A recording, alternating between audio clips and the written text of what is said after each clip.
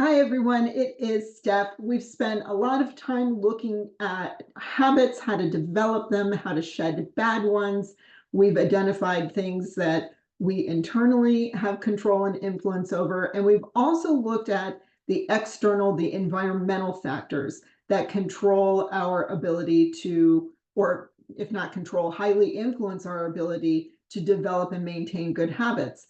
And part of our environment is other people, our friends, our family, our employer, our colleagues, our clients, those we associate with most frequently, for better or for worse, influence our own decisions and behavior and habits. So James Clear has this really great quote, and I don't want to mess it up, so I wrote it on a sticky note. It's join a culture where your desired behavior is the normal behavior. And I have found this really true in my own life. I think when I've gone through phases where I am the most stunted or frustrated or angry, if I'm honest with myself, I am around other people who are also stunted, frustrated, and angry. And that doesn't exactly open the door for new information or, helping me see a way past where I'm at, which I'm clearly dissatisfied with. And I'm referencing this in terms of the past. So I've really tried to get into the habit of making sure that the people that I spend the most time with are people who are curious. They are, I'm going to call it benevolently goal oriented. They're not consumed by it, but they're future oriented people. They want to be of service. They want to have a good presence in this world. They are ethical, and they really make a point of walking the talk. Those are the people that I want to be around, like compassionate, bright, ethical people. And one group that I really enjoy being part of is my power team. I'm in a BNI chapter that's Business Networking International. If you don't know about BNI, highly encourage you to check it out. And we have what's called a power team. And so there's 7 of us in this group. We're all B2B service professionals, and we get together a couple of times a month in addition to our chapter meeting. And it's just us helping each other out. And how this all kind of coalesced is we all agreed that we wanted to continue evolving as professionals, as business owners, and as community leaders.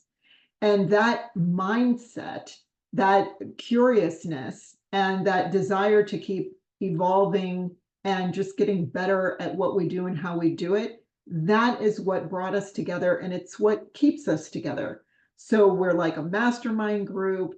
We're like a little focus group if we were trying to roll out a marketing idea and we want to run something past one another. Everyone's always got these really interesting tech or app solutions to problems. Like, it's just a great exchange of information, and we are there to support one another and lift each other up. We don't talk about religion. We don't talk about politics. Like, that is not the reason we get together. You have other people for those things. You have plenty of people for those things. But if you're trying to evolve as a business person and as a business owner, then be around other people that you feel do it the right way with a lot of integrity and thoughtfulness and curiosity. Um, if you surround yourself with those people, you will always learn. And so I love being in this group. And there are people of all stripes, all experiences in this group, and we all get along because of this one core common principle that's important to each and every one of us. And that is the capacity in which we show up and we make each other better. And it's a pleasure to be around them. I mean, we have lunch scheduled for today, and I get to see some of my favorite people today and pick their brains and hear what they've been up to. And I really enjoy that. So, what is the culture of behavior that you want to swim in and really immerse yourself in? Where can you find that? Where does it exist? What relationships could you maybe nurture a little bit more, or who could you learn from? because leverage learning is incredibly helpful. It's the basis of my own profession. Coaches, working with a coach is about leveraged learning. And I learn as much from my clients as they learn from me. And then I take that information and I help another client with it.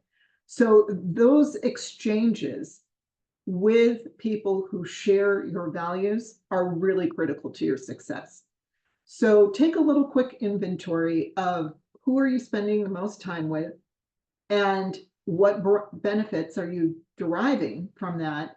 And are there some relationships that are maybe they're important to you, but they come with things that aren't really lifting you up or helping you to evolve as a person? And I'm just going to leave it at that and keep it as diplomatic as possible. You know what I mean? You set the criteria for your own inventory. But it does really help being around mentally, emotionally healthy people who are open and giving people. It's amazing what you can learn about yourself and the contributions that those people can make to what it is that you're working on. So food for thought. Where I'm going to have another topic for you in another couple of weeks, but that should tide you over for a while. This is a big one because our relationships are very personal, and sometimes extricating ourselves from things that don't serve us is it's not an easy step to take. So that is your journey, your decision to make.